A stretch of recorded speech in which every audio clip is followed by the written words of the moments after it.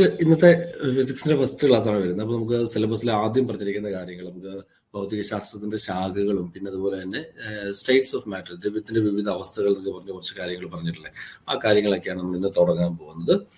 Okay, സ്ലൈഡൊക്കെ visible അല്ലേ? Audio video clear അല്ലേ?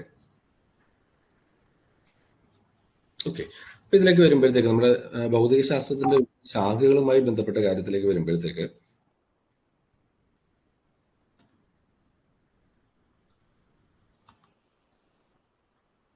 നമുക്ക് ആദ്യമായിട്ട് അറിയേണ്ട കാര്യം എന്നത് ഈ ഒരു സെഷൻ നമ്മൾ ഡിസ്കസ് ചെയ്യുന്ന കാര്യങ്ങൾ, അപ്പോൾ നമ്മുടെ ക്ലാസിന്റെ ഒരു പാറ്റേൺ ആണ് ഞാൻ പറയുന്നത്. പ്രധാനമായിട്ട് നമ്മൾ രണ്ട് കാര്യങ്ങളാണ് നമ്മുടെ സെഷനിൽ എപ്പോഴും ഉള്ളത്. നമുക്ക് പഠിക്കേണ്ട ടോപ്പിക് എന്താണോ ആ ടോപ്പിക്ക് പഠിക്കുക, അതിനുശേഷം അതുമായി ബന്ധപ്പെട്ട് വന്നിരിക്കുന്ന പ്രീവിയസ് ക്വസ്റ്റ്യൻസ് ഉണ്ടെങ്കിൽ പ്രീവിയസ് ക്വസ്റ്റ്യൻസ്, അല്ലെങ്കിൽ മോഡൽ ക്വസ്റ്റ്യൻസ്, അത് സ്റ്റേറ്റ്മെന്റ് ക്വസ്റ്റ്യൻസും അല്ലാതെ എല്ലാ ടൈപ്പ് ക്വസ്റ്റ്യൻസും അതിനകത്ത് ഉൾപ്പെടുത്തിയിട്ടുണ്ടായിരിക്കും. അപ്പൊ ഇങ്ങനെയുള്ള കാര്യങ്ങളിലൂടെ ഡിസ്കസ് ചെയ്തായിരിക്കും നമ്മൾ എല്ലാ സെഷനും മൈൻഡ് അപ്പ് ചെയ്തപ്പോൾ പഠിക്കുന്ന കാര്യങ്ങളിൽ ക്വസ്റ്റ്യനും കൂടെ ചെയ്താണ് ഓരോ സെഷനും അവസാനിപ്പിക്കാൻ പോകുന്നത് കേട്ടോ. അപ്പൊ ഇന്ന് നമ്മൾ ഡിസ്കസ് ചെയ്യാൻ പോകുന്നത് ആദ്യം പഠിക്കുന്ന ഭൗതികശാസ്ത്രത്തിന്റെ ശാഖകളാണ്. അത് കഴിഞ്ഞ് അതുമായി ബന്ധപ്പെട്ട ചോദ്യങ്ങളിലേക്ക് പോകും. പിന്നീട് നമ്മൾ ദ്രവ്യത്തിന്റെ വിവിധ അവസ്ഥകളുമായി ബന്ധപ്പെട്ടുള്ള കാര്യങ്ങളിലേക്കൊക്കെയാണ് പോകുന്നത് പറയുന്നത്. ഓക്കെ, ഭൗതിക ശാസ്ത്രത്തിലേക്ക് വരുമ്പോഴത്തേക്ക് നമുക്ക് ഈ ഭൗതിക ശാസ്ത്രത്തെ അല്ലെങ്കിൽ ഫിസിക്സിനെ, ഭൗതിക ശാസ്ത്രം അല്ലെങ്കിൽ ഫിസിക്സ് അല്ലെങ്കിൽ ഊർജ്ജതന്ത്രം എന്നൊക്കെ നമുക്ക് അതിനെ വിളിക്കാം. ഊർജ്ജതന്ത്രത്തെ നമുക്ക് പ്രധാനമായിട്ടും രണ്ട് ശാഖകളായിട്ടാണ് തിരിച്ചിരിക്കുന്നത്. ഭൗതിക ശാസ്ത്രത്തെ അല്ലെങ്കിൽ ഫിസിക്സിനെ പ്രധാനമായും എത്ര ശാഖകളായി തിരിച്ചിരിക്കുന്നു എന്ന് പറഞ്ഞിരിക്കുന്നത്? രണ്ടായി തിരിച്ചിരിക്കുന്നു. ഈ പ്രധാനമായിട്ടും ഈ രണ്ട് ശാഖകൾ എന്ന് പറയുമ്പോഴത്തേക്ക് ഈ രണ്ട് ശാഖകൾ ഏതൊക്കെയാണെന്ന് ചോദിച്ചു കഴിഞ്ഞാൽ നമുക്ക് ഇങ്ങനെ പറയാൻ സാധിക്കും. ക്ലാസിക്കൽ മെക്കാനിക്സ് അഥവാ ഇതറിയപ്പെടുന്ന മറ്റൊരു പേരാണ് ക്ലാസിക്കൽ ഫിസിക്സ് എന്ന് പറയും. അപ്പോൾ ഫിസിക്സിനെ നമുക്ക് രണ്ട് ശാഖകളായിട്ട്, പ്രധാനമായിട്ടും രണ്ട് ശാഖകളായിട്ട് നമുക്ക് അല്ലെങ്കിൽ രണ്ട് ബ്രാഞ്ചസ് ആയിട്ട് ക്ലാസിഫൈ ചെയ്യാം. ഏതൊക്കെയാണ് രണ്ട് ബ്രാഞ്ചസ് എന്ന് ചോദിച്ചു കഴിഞ്ഞാൽ ക്ലാസിക്കൽ ഫിസിക്സ് ഉണ്ട്, ക്ലാസിക്കൽ ഫിസിക്സ് അഥവാ ക്ലാസിക്കൽ മെക്കാനിക്സ് എന്ന് പറയും. അതുപോലെ തന്നെ മോഡേൺ ഫിസിക്സ് അഥവാ ആധുനിക ഭൗതിക ശാസ്ത്രം എന്ന് പറയും. മോഡേൺ ഫിസിക്സ് അഥവാ ആധുനിക ഭൗതിക ശാസ്ത്രം. അപ്പോൾ ആ കാര്യം ക്ലിയർ ആണല്ലോ. ഫിസിക്സിനെ നമ്മൾ രണ്ട് ബ്രാഞ്ചസ് ആയിട്ട്, രണ്ട് ശാഖകളായിട്ട്, പ്രധാനമായും രണ്ട് ശാഖകളായി തിരിച്ചിരിക്കുന്നു. ഏതൊക്കെയാണെന്ന് പറഞ്ഞത്? ക്ലാസിക്കൽ ഫിസിക്സും ഉണ്ട്, അതുപോലെ തന്നെ മോഡേൺ ഫിസിക്സും ഉണ്ട്. ക്ലാസിക്കൽ ഫിസിക്സും ഉണ്ട്, മോഡേൺ ഫിസിക്സും ഉണ്ട്. ഇനി ഇതിലേക്ക് വരുമ്പോഴത്തേക്ക് എന്താണ്, അല്ലെങ്കിൽ ഈ ക്ലാസിക്കൽ ഫിസിക്സ് എന്താണ് മോഡേൺ ഫിസിക്സ് എന്നൊരു വ്യക്തമായിട്ടൊരു ധാരണ നമുക്ക് ഉണ്ടായിരിക്കണം. എന്നിട്ട് വേണം അടുത്ത കാര്യങ്ങളിലേക്ക് നമുക്ക് മുമ്പിലേക്ക് പോകാനായിട്ട്. ഓക്കെ,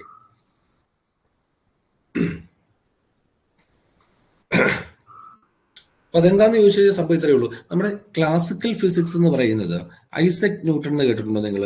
ഐസക്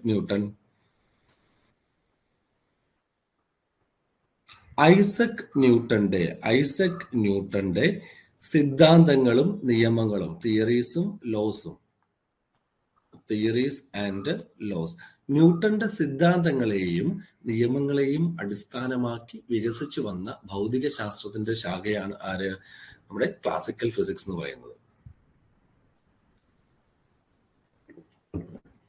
വളരെ പ്രധാനപ്പെട്ട പോയിന്റ് ആണ്, ഓർത്തിരിക്കുക. ഐസക് ന്യൂട്ടന്റെ സിദ്ധാന്തങ്ങളെയും നിയമങ്ങളെയും ഒക്കെ അടിസ്ഥാനമാക്കി വികസിച്ചു വന്ന ശാസ്ത്രശാഖ അറിയപ്പെടുന്ന പേരാണ് ക്ലാസിക്കൽ ഫിസിക്സ്. ന്യൂട്ടന്റെ സിദ്ധാന്തങ്ങളെയും നിയമങ്ങളെയും കുറിച്ചൊക്കെ പറഞ്ഞു കഴിഞ്ഞാൽ ഏതൊക്കെയാണ് പ്രധാനപ്പെട്ടെന്ന് പറയുന്നത്? ചലന നിയമങ്ങളുണ്ട്, ചലന നിയമം, അതുപോലെ തന്നെ ഗുരുത്വാകർഷണ നിയമം. അപ്പോൾ ചലനം, ഗുരുത്വാകർഷണം ഇതുമായിട്ടൊക്കെ ബന്ധപ്പെട്ട് നിൽക്കുന്ന അല്ലെങ്കിൽ ഇതുമായിട്ടൊക്കെ ബന്ധപ്പെട്ട പഠനങ്ങൾ നടക്കുന്ന ശാസ്ത്രശാഖയാണ് ആരെന്ന് പറയുന്നത്?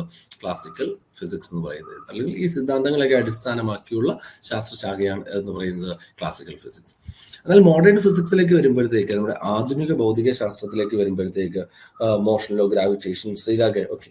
അപ്പോൾ മോഡേൺ ഫിസിക്സിലേക്ക് വരുമ്പോൾ ഈ മോഡേൺ ഫിസിക്സിന്റെ അടിസ്ഥാനം എന്താണെന്ന് അറിയോ? കേട്ടിട്ടുണ്ടോ നിങ്ങൾ? മോഡേൺ ഫിസിക്സിന്റെ അടിസ്ഥാനം എന്ന് പറയുന്നത് ആർക്ക് പറയാം? ഒന്ന് കമന്റ് ചെയ്യാൻ പറ്റുമോ നോക്കി.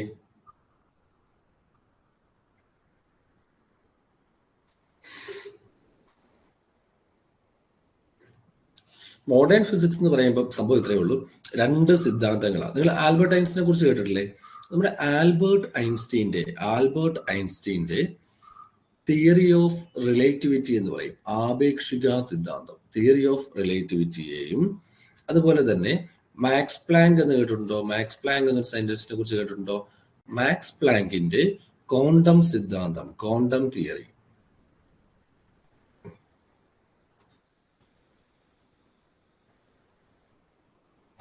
മാക്സ് പ്ലാങ്കിന്റെ ക്വാണ്ടം തിയറിയെയും അടിസ്ഥാനമായി വികസിച്ചു വന്ന ഭൗതിക ശാസ്ത്ര ശാഖയെ വിളിക്കുന്ന പേരാണെന്ത്? മോഡേൺ ഫിസിക്സ് എന്ന് പറയും. Modern physics. കാര്യം ഒന്നുകൂടെ ഞാൻ റിപ്പീറ്റ് ചെയ്യാം, ഒന്നുകൂടെ പറയാൻ ഓർത്തിരിക്കുക. ഫിസിക്സിനെ നമ്മൾ മെയിനായിട്ട് 2 ബ്രാഞ്ചസ് ആയിട്ടാണ് ക്ലാസിഫൈ ചെയ്തത്. ക്ലാസിക്കൽ ഫിസിക്സും ഉണ്ട്, മോഡേൺ ഫിസിക്സും ഉണ്ട്. ഐസക് ന്യൂട്ടന്റെ സിദ്ധാന്തങ്ങളും നിയമങ്ങളും ഒക്കെ അടിസ്ഥാനമാക്കി വികസിച്ചു വന്ന ശാസ്ത്രശാഖയാണ് ക്ലാസിക്കൽ ഫിസിക്സ് അഥവാ ക്ലാസിക്കൽ മെക്കാനിക്സ് എന്ന് പറയുന്നത്. അതുപോലെ തന്നെ ആൽബർട്ട് ഐൻസ്റ്റീന്റെ തിയറി ഓഫ് റിലേറ്റിവിറ്റി, മാക്സ് പ്ലാങ്കിന്റെ ക്വാണ്ടം തിയറി, ഈ 2 സിദ്ധാന്തങ്ങളെ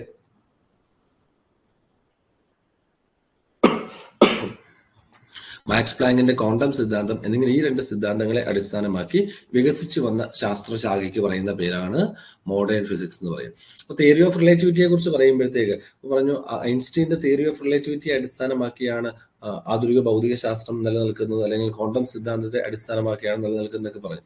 അതുകൊണ്ട് തന്നെ ഫാദർ ഓഫ് മോഡേൺ ഫിസിക്സ് എന്നറിയപ്പെടുന്നത്, ആധുനിക ഭൗതിക ശാസ്ത്രത്തിന്റെ പിതാവ് എന്നറിയപ്പെടുന്നത് ഫാദർ ഓഫ് മോഡേൺ ഫിസിക്സ് ആരാന്ന് പറയാമോ?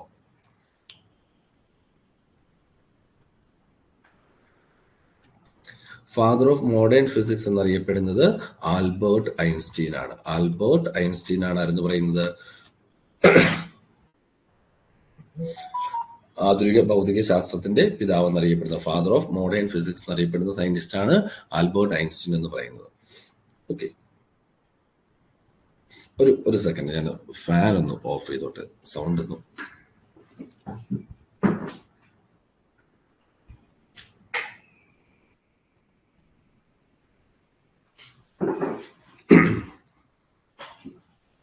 ഓക്കെ, അപ്പം ആധുനിക ഭൗതിക ശാസ്ത്രത്തിന്റെ പിതാവാണ് ആരെന്ന് പറയുന്നത്? ആൽബർട്ട് ഐൻസ്റ്റീൻ എന്ന് പറയുന്നത്. അപ്പൊ അത് വളരെ പ്രധാനപ്പെട്ട ഒരു പോയിന്റ് ആണ്, ഓർത്ത് വെച്ചോണം. ആധുനിക ഭൗതിക ശാസ്ത്രത്തിന്റെ പിതാവ് എന്നറിയപ്പെടുന്ന ആരാണ്? ആൽബർട്ട് ഐൻസ്റ്റീൻ ആണ്.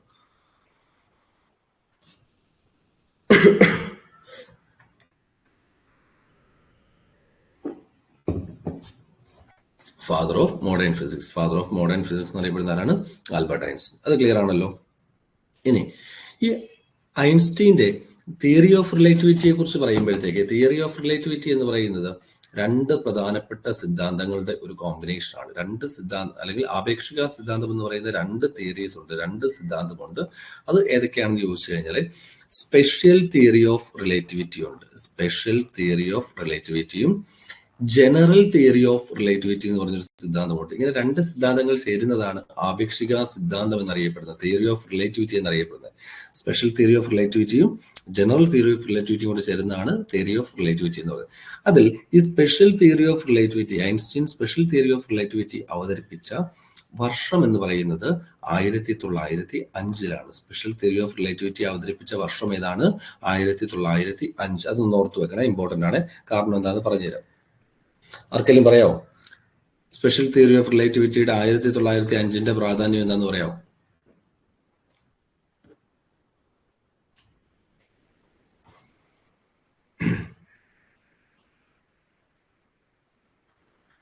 സ്പെഷ്യൽ തിയറി ഓഫ് റിലേറ്റിവിറ്റി അവതരിപ്പിച്ചത് 1905 എന്ന് പറഞ്ഞു, ശരിയല്ലേ?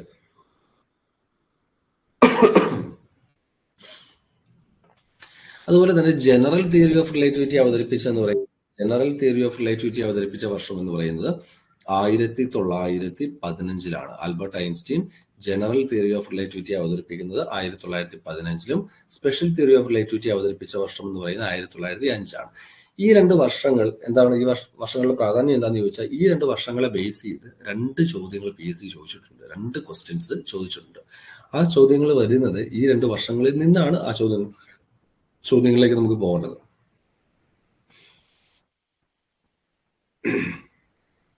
ഈ സ്പെഷ്യൽ തിയറി ഓഫ് റിലേറ്റിവിറ്റിയുടെ 100ാം വാർഷികം ആചരിച്ചത് നമ്മുടെ 2005 സ്പെഷ്യൽ തിയറിയുടെ 100ാം വാർഷികം എന്ന് പറയുന്നത് ഏത് വർഷമായിരുന്നു? 2005 സ്പെഷ്യൽ തിയറിയുടെ 100ാം വാർഷികമായിട്ട് ആചരിച്ചെന്ന് പറയുന്നത്. ഈ 2005 പ്രത്യേകത എന്ന് പറയുന്നത് ലോക ഭൗതിക ശാസ്ത്ര വർഷമാണ്, വേൾഡ് ഫിസിക്സ് ഇയർ ആണ്. ലോക ഭൗതിക ശാസ്ത്ര വർഷം അല്ലെങ്കിൽ വേൾഡ് ഫിസിക്സ് ഇയറായി ആചരിച്ച വർഷമാണ് ഏത്? 2005 എന്ന് പറയുന്നത്. അത് വളരെ പ്രധാനപ്പെട്ട ഒരു പോയിന്റ് ആണ്, നോട്ട് ചെയ്ത് വെച്ചോണം കേട്ടോ. വേൾഡ് ഫിസിക്സ് ഇയർ എന്ന് പറയുന്നത് ഏത് വർഷം എന്ന് പറഞ്ഞത് 2005 വേൾഡ് ഫിസിക്സ് ഇയർ ആയിട്ട് ആചരിച്ചത്. എന്നാൽ അതുപോലെ തന്നെ നമ്മുടെ ഈ ജനറൽ തിയറിയുടെ 100ാം വാർഷികം എന്ന് പറയുന്നത് 2015 ജനറൽ തിയറിയുടെ 100th ആനിവേഴ്സറി എന്ന് പറയുന്നത് ഏതായിരുന്നു?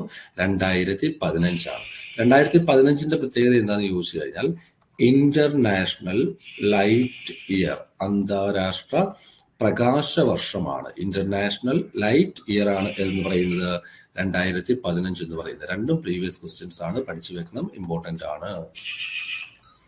ഇത്രയും കാര്യം മനസ്സിലായോ? കാര്യം ക്ലിയർ ആണോ? അപ്പം തിയറി ഓഫ് റിലേറ്റിവിറ്റി 2 സിദ്ധാന്തങ്ങൾ ചേരുന്നതാണെന്ന് പറഞ്ഞു. ഏതൊക്കെയാണ്? സ്പെഷ്യൽ തിയറി ഉണ്ട്, ജനറൽ തിയറി ഉണ്ട്. സ്പെഷ്യൽ തിയറി അവതരിപ്പിച്ചത് ഈ വർഷം കൂടെ പഠിച്ചു വെച്ചോണം, ചോദിക്കാനൊക്കെ സാധ്യത ഉള്ളതാണ് കേട്ടോ. വിശിഷ്ട ആപേക്ഷിക സിദ്ധാന്തം അല്ലെങ്കിൽ സ്പെഷ്യൽ തിയറി ഓഫ് റിലേറ്റിവിറ്റി അവതരിപ്പിച്ച് 1905 ജനറൽ തിയറി ഓഫ് റിലേറ്റിവിറ്റി അവതരിപ്പിച്ചത് 1915 സ്പെഷ്യൽ തിയറിയുടെ 100ാം വാർഷികം എന്ന് പറയുന്നത് 2005 വേൾഡ് ഫിസിക്സ് ഇയറും ജനറൽ തിയറിയുടെ 100ാം വാർഷികം എന്ന് പറയുന്നത് 2015 ഇന്റർനാഷണൽ ഇയർ ഓഫ് ലൈറ്റുമാണ്. ഇന്റർനാഷണൽ ഇയർ ഓഫ് ലൈറ്റുമായിട്ടാണ് ആചരിച്ചതെന്ന് പറയുന്നത്. അതുപോലെ തന്നെ 2015 മറ്റൊരു വർഷം കൂടെയാണ്. മറ്റൊരു ചോദ്യം കൂടെ PSC ചോദിക്കാറുണ്ട്. ഇന്റർനാഷണൽ ഇയർ ഓഫ് സോയിൽസ്, അന്താരാഷ്ട്ര മണ്ണ് വർഷം എന്ന് പറഞ്ഞ ക്വസ്റ്റ്യൻ വന്നിട്ടുണ്ട്. GK അതൊക്കെ ചോദിച്ചിട്ടുള്ളതാണ്. അന്താരാഷ്ട്ര മണ്ണ് വർഷവും ഏത് തന്നെയാണ്? 2015 ഇന്റർനാഷണൽ ഇയർ ഓഫ് സോയിൽസ് ആയിട്ട് ആചരിച്ചതും ഏതാണ്? 2015 അപ്പൊ ആ കാര്യങ്ങൾ ക്ലിയർ ആണെന്ന് വിചാരിക്കുന്നു. ആപേക്ഷിക സിദ്ധാന്തം അവതരിപ്പിച്ചത് ഐൻസ്റ്റീൻ, ആപേക്ഷിക സിദ്ധാന്തം 2 പറഞ്ഞു. ഇനി ഈ ഐൻസ്റ്റീനുമായി ബന്ധപ്പെട്ട് നമുക്ക് ഒരു പോയിന്റും കൂടെ ഇവിടെ നിന്ന് പഠിച്ചു വെക്കാം. ആൽബർട്ട് ഐൻസ്റ്റീന് നോബൽ സമ്മാനം ലഭിച്ച വർഷം എന്ന് പറയുന്നത് 1921 ഐൻസ്റ്റീന് നോബൽ സമ്മാനം ലഭിച്ച വർഷം ഏതാണ്? 1921 ആൽബർട്ട് ഐൻസ്റ്റീന് എന്ത് ലഭിച്ചതെന്ന് പറയുന്നത്? നോബൽ സമ്മാനം ലഭിച്ചത്. ഓക്കെ, അത് എന്തിനാ നോബൽ സമ്മാനം കിട്ടിയതെന്ന് പറയാവോ? ശ്രീരാഗ്, സുരഭി പറയാവോ? ഐൻസ്റ്റീന് നോബൽ സമ്മാനം ലഭിച്ചത് എന്ത് കോൺട്രിബ്യൂഷന് അല്ലെങ്കിൽ എന്ത് കണ്ടുപിടുത്തത്തിന് അല്ലെങ്കിൽ ഐൻസ്റ്റീന്റെ ഏത് വർക്കുമായി ബന്ധപ്പെട്ട് അല്ലെങ്കിൽ ഐൻസ്റ്റീന്റെ എന്ത് കോൺട്രിബ്യൂഷനുമായി ബന്ധപ്പെട്ടാണ് അദ്ദേഹത്തിന് നോബൽ സമ്മാനം ലഭിക്കുന്നത്?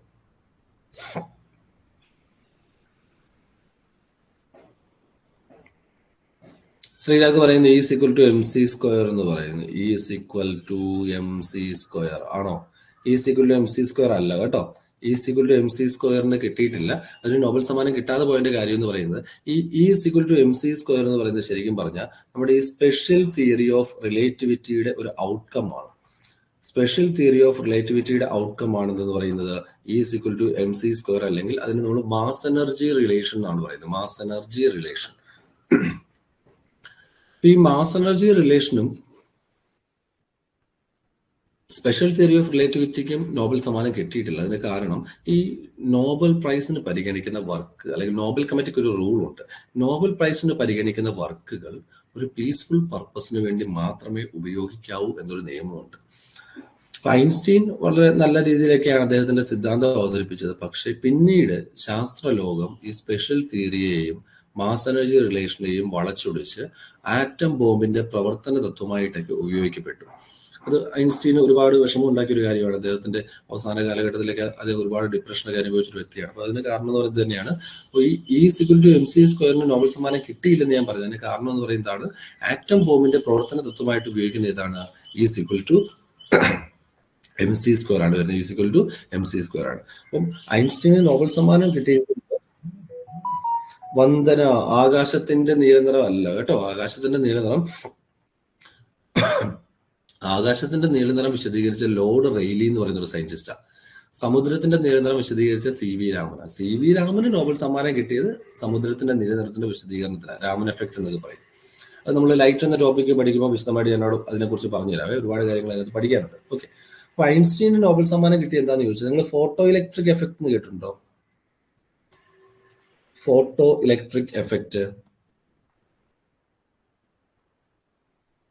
ഈ ഫോട്ടോ ഇലക്ട്രിക് എഫക്റ്റ് എക്സ്പ്ലെയിൻ ചെയ്തതിന്, ഫോട്ടോ ഇലക്ട്രിക് എഫക്റ്റിന്റെ എക്സ്പ്ലനേഷന്, വിശദീകരണത്തിനാണ് എന്ത് കിട്ടുന്നത്? ഐൻസ്റ്റീന് നോബൽ സമ്മാനം കിട്ടിയിരിക്കുന്നത്. എന്നാൽ ഈ ഫോട്ടോ ഇലക്ട്രിക് എഫക്റ്റ് കണ്ടുപിടിച്ചത് ആരെന്നൊക്കെ ചോദിച്ചു കഴിഞ്ഞാൽ നമ്മുടെ ഹെൻറിച്ച് ഹെർട്സ് എന്ന് കേട്ടിട്ടില്ലേ? ഹെയ്ൻറിച്ച് ഹെഡ്സ് ആണ് ഫോട്ടോ ഇലക്ട്രിക് എഫക്റ്റ് കണ്ടുപിടിക്കുന്നത്.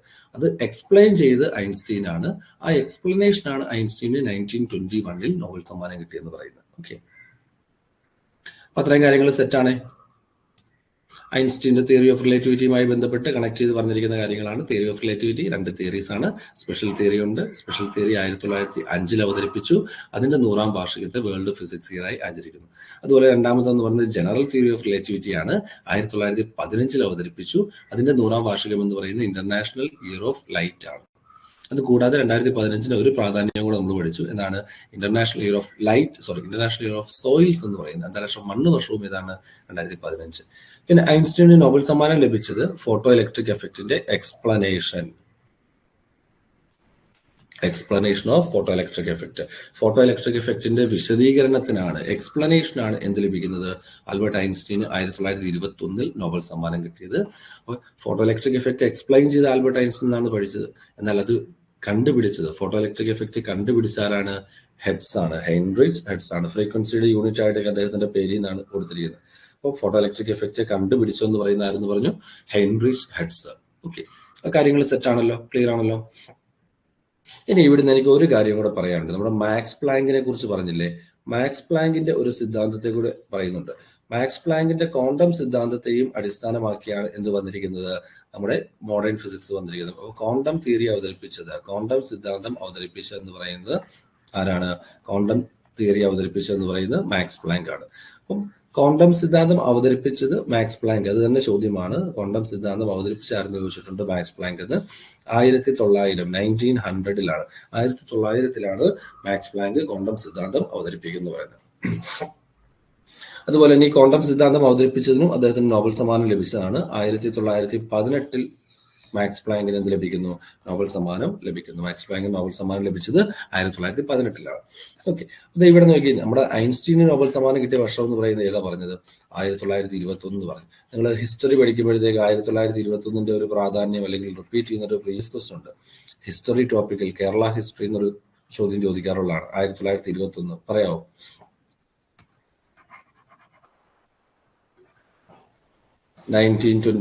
ഇമ്പോർട്ടൻസ് ആർക്ക് പറയാം? വേഗം വേഗം വേഗം.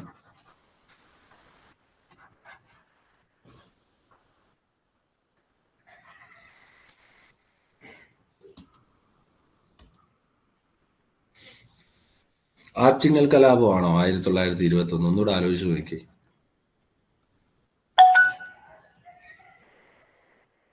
ഏതാണ് വരുന്നത്?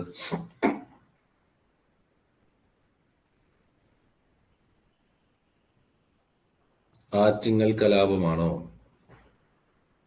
മലബാർ കലാപമാണ് കേട്ടോ. മലബാർ കലാപം. മലബാർ കലാപം നടന്ന വർഷവും ഐൻസ്റ്റീൻ നോബൽ സമ്മാനം ലഭിച്ച വർഷവും ഒന്ന് തന്നെയാണ്. 1921 കേട്ടോ. മലബാർ കലാപം.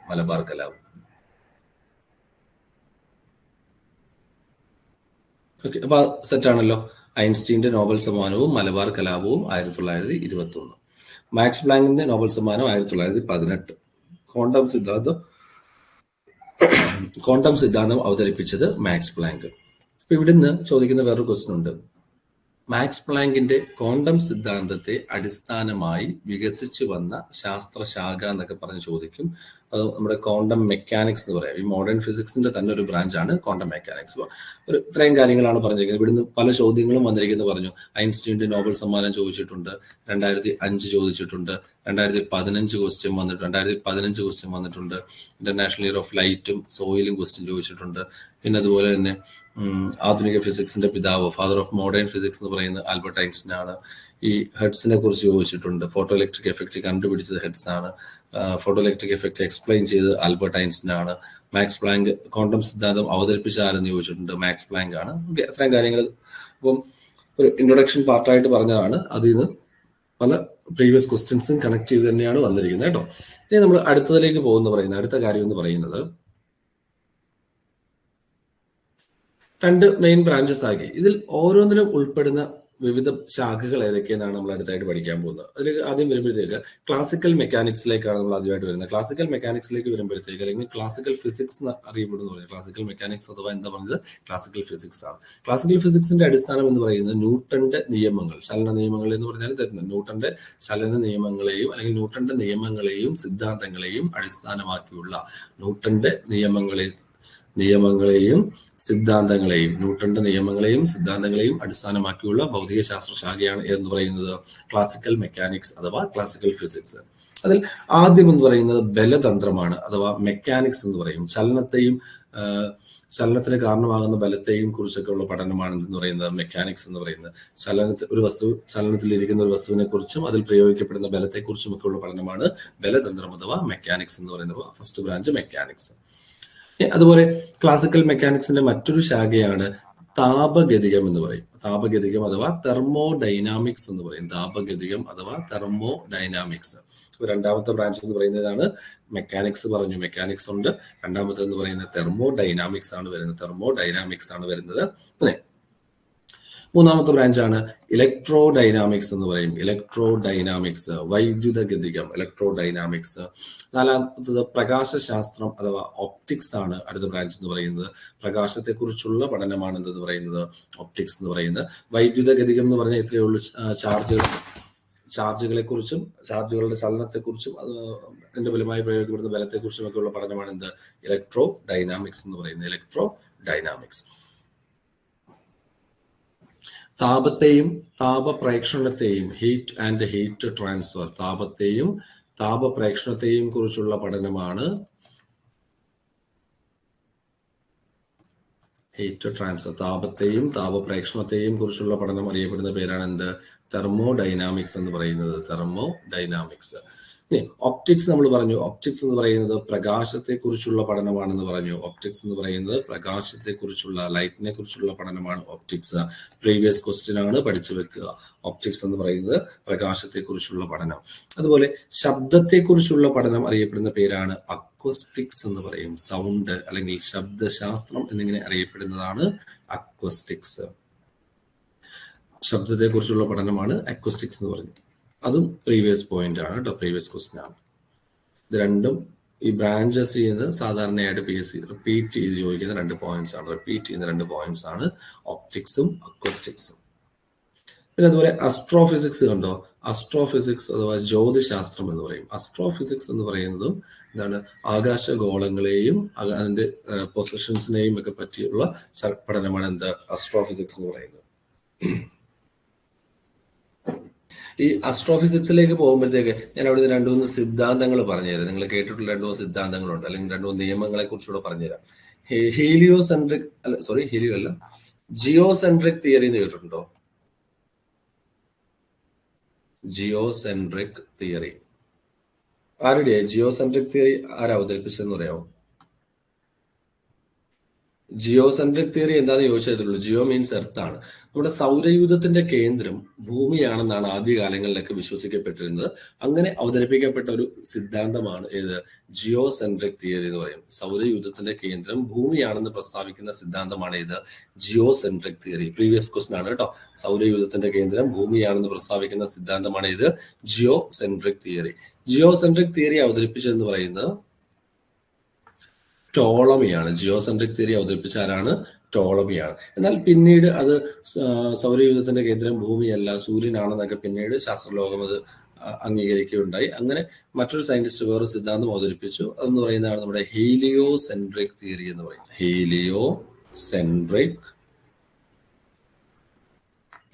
ഹീലിയോസെൻട്രിക് തിയറി അഥവാ സൗരകേന്ദ്ര സിദ്ധാന്തം എന്ന് പറയും. ഹീലിയോ മീൻസ് സൺ എന്ന് ഓർത്തു വെക്കുക. ഹീലിയോസെൻട്രിക് തിയറി അഥവാ എന്താണ് നമ്മുടെ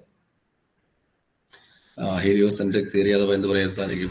സൗരകേന്ദ്ര സിദ്ധാന്തം തിയറി അഥവാ സൗരകേന്ദ്ര സിദ്ധാന്തം. ഈ സൗരകേന്ദ്ര സിദ്ധാന്തം അവതരിപ്പിച്ചെന്ന് പറയുന്ന ആരാണ്? കോപ്പർനിക്കസ് ആണ്.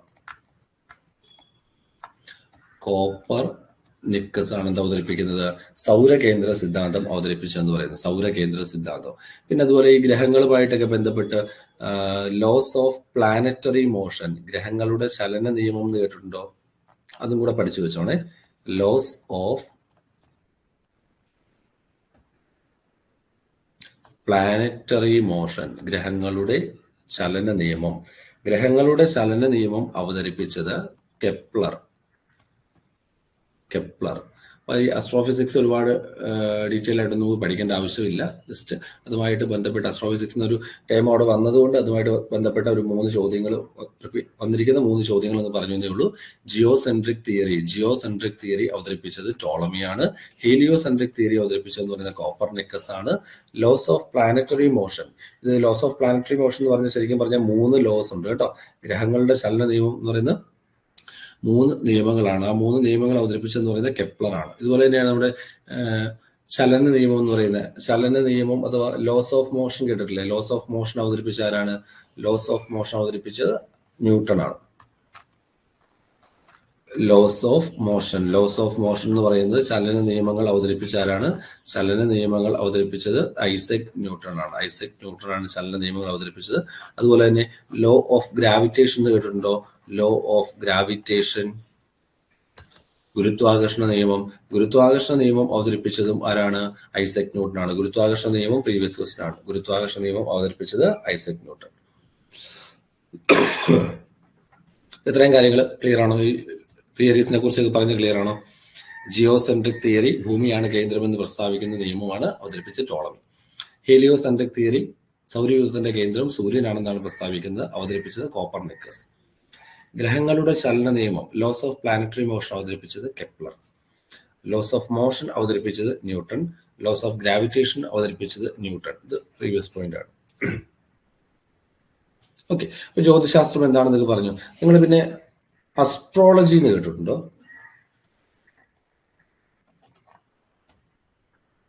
അസ്ട്രോളജി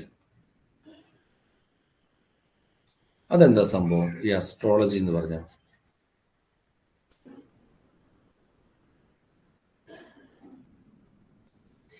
ആർക്ക് പറയാം?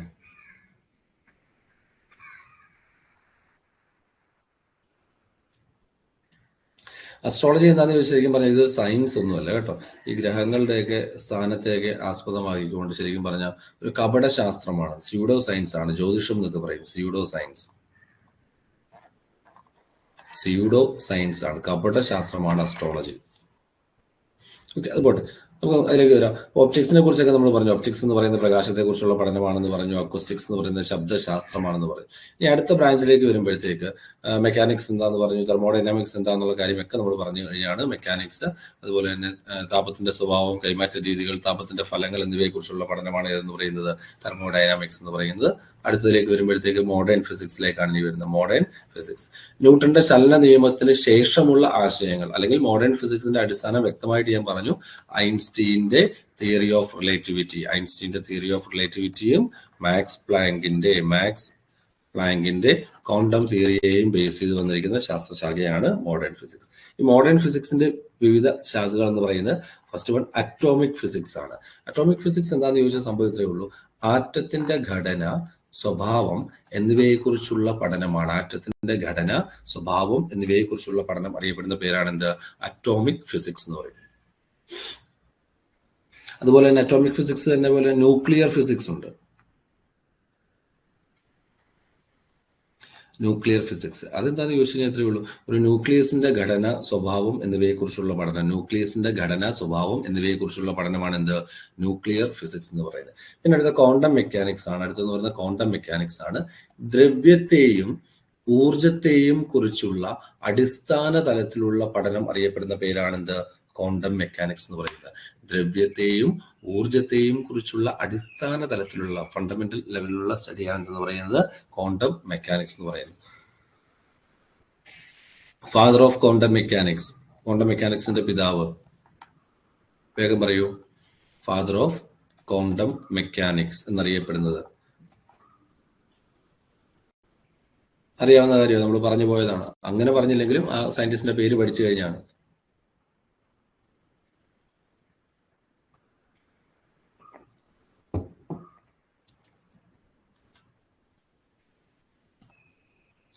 ഫാദർ ഓഫ് ക്വാണ്ടം മെക്കാനിക്സ് മറ്റാരുമല്ല, ക്വാണ്ടം തിയറി അവതരിപ്പിച്ച ആള് തന്നെ. ആരാണ്? Max Planck. ക്വാണ്ടം മെക്കാനിക്സിന്റെ പിതാവ് എന്നറിയപ്പെടുന്നത് Max Planck. Father of quantum mechanics ആരാണ്? മാക്സ് പ്ലാങ്ക് ആണ് ക്വാണ്ടം മെക്കാനിക്സിന്റെ പിതാവ് എന്നറിയപ്പെടുന്നത്. അപ്പൊ ദ്രവ്യത്തെയും ഊർജ്ജത്തെയും കുറിച്ചുള്ള ഏറ്റവും അടിസ്ഥാന തലത്തിലുള്ള പഠനമാണ് ക്വാണ്ടം മെക്കാനിക്സ് എന്ന് പറയുന്നത്. അടുത്തതിലേക്ക് പോകാം. അടുത്തത് ഇലക്ട്രോണിക്സ് ആണ്. ഇലക്ട്രോണിക്സ് എന്ന് പറയുന്നതേ ഉള്ളൂ ഇലക്ട്രോണുകളുടെ സ്വഭാവത്തെയും അവയെ നിയന്ത്രിച്ച് ഉപയോഗപ്രദമാക്കുന്നതിനെ കുറിച്ചുമുള്ള പഠനമാണ് ഇലക്ട്രോണിക്സ് എന്ന് പറയുന്നത്. ഇലക്ട്രോണിക്സ്. പിന്നെ കോസ്മോളജിയാണ്. പ്രപഞ്ചത്തിന്റെ ഉത്ഭവം, പരിണാമം, ഘടന. Origin, evolution and structure of the universe. പ്രപഞ്ചത്തിന്റെ ഉത്ഭവം, പരിണാമം, ഘടന എന്നിവയെ കുറിച്ചുള്ള ശാസ്ത്രീയ പഠനം അറിയപ്പെടുന്ന പേരാണ് കോസ്മോളജി.